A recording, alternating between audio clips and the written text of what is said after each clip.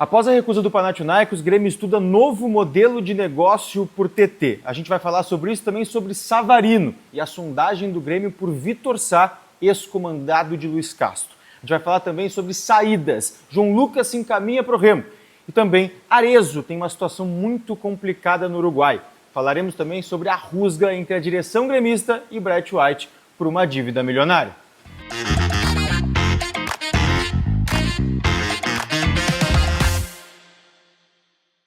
Fala, gurizada, tudo bem? Eduardo Picão com vocês mais uma vez aqui no canal. E antes de qualquer coisa, deixa o teu like, te inscreve, ativa as notificações, hype o vídeo aqui embaixo, porque ajuda demais a gente a continuar criando conteúdo aqui dentro do YouTube, tá bem?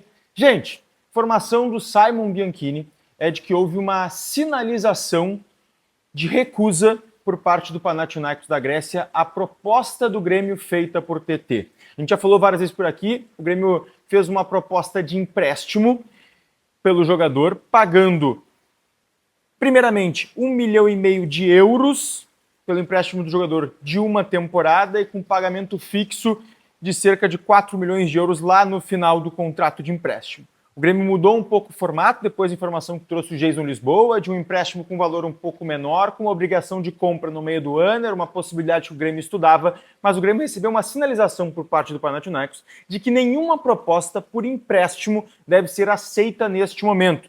Isso faz com que o Grêmio, a partir de agora, comece a analisar uma proposta em definitivo. A gente já falava aqui, o Pelaipe, que é quem tem comandado essas negociações junto com o Pablo Bueno, já tinha esta carta na manga, já estava estudando uma forma e deixava em stand-by uma maneira de um novo modelo de negócio onde o Grêmio tentasse a compra em definitivo do atacante de 25 anos, criado nas categorias de base do clube, que também deseja o seu retorno.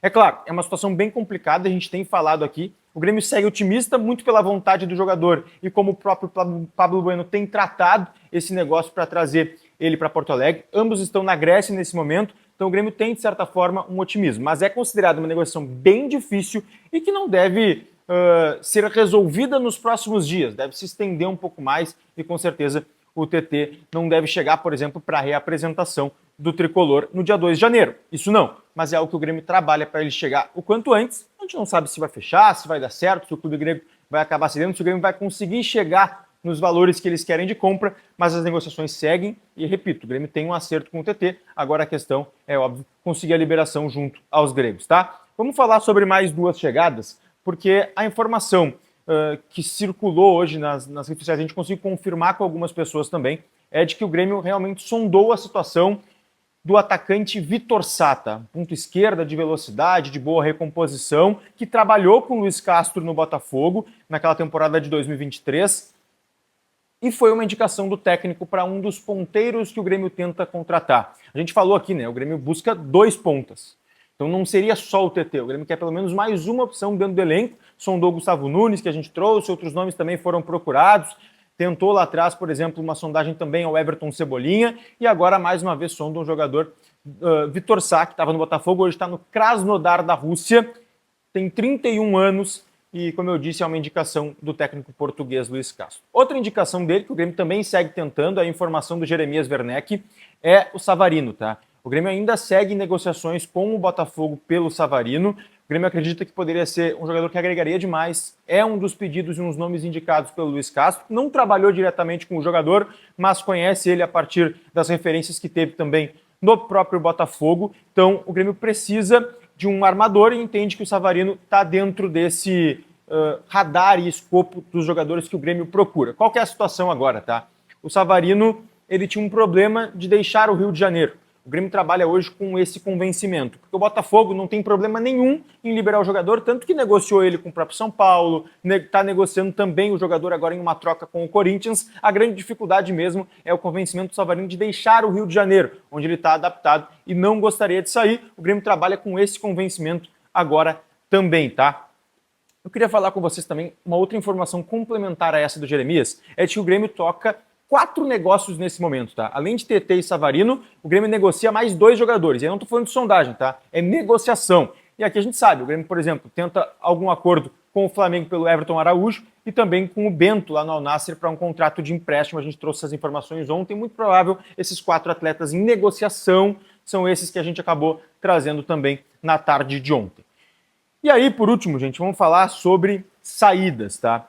Porque o Grêmio está encaminhando o empréstimo do lateral direito João Lucas para o Remo.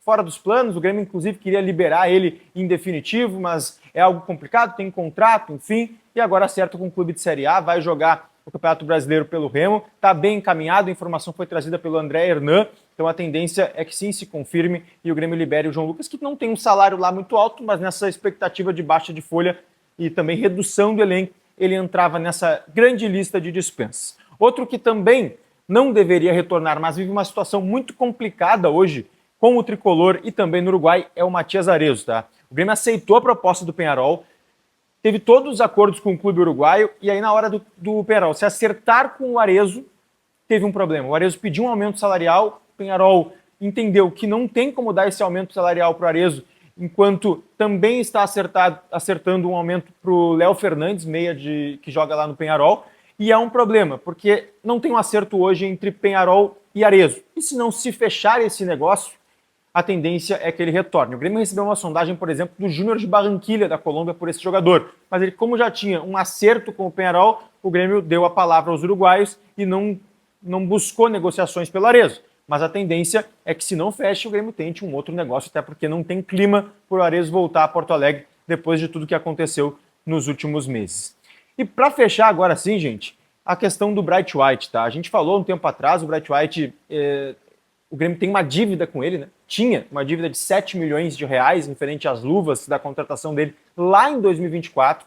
Ele fez uma notificação extrajudicial ao clube, fazendo a cobrança desses valores. O Grêmio entendeu que, por óbvio, teria que pagar, está devendo, tem que acertar isso, o jogador está certo em fazer essa notificação. O Grêmio juntou ali, pegou um pouco do dinheiro que chegou agora, da própria venda do Alisson, todas as situações que o Grêmio também usou para regularizar a questão 13º e luvas que tinham com os outros jogadores do elenco, e pagou 5 milhões ao Bright White. Ficou devendo 2 milhões de reais. E aí o Bright White fez uma nova notificação extrajudicial ao Grêmio, querendo saber quando será pago os 2 milhões de reais restantes da dívida de luvas. E isso não caiu bem internamente, tá?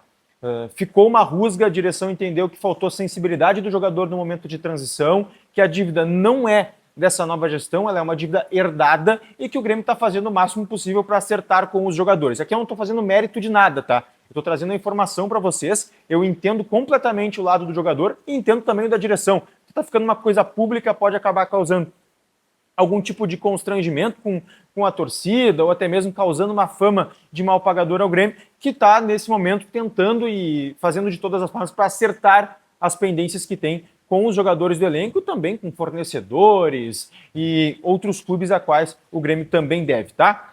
Então, pacotão de informações aí para vocês, muita coisa. Então, aproveita aí, olha o vídeo, deixa o teu like, mas eu quero ter um comentário sobre esses diversos assuntos que a gente trouxe aqui, tá? Deixa aí para mim. Beijo!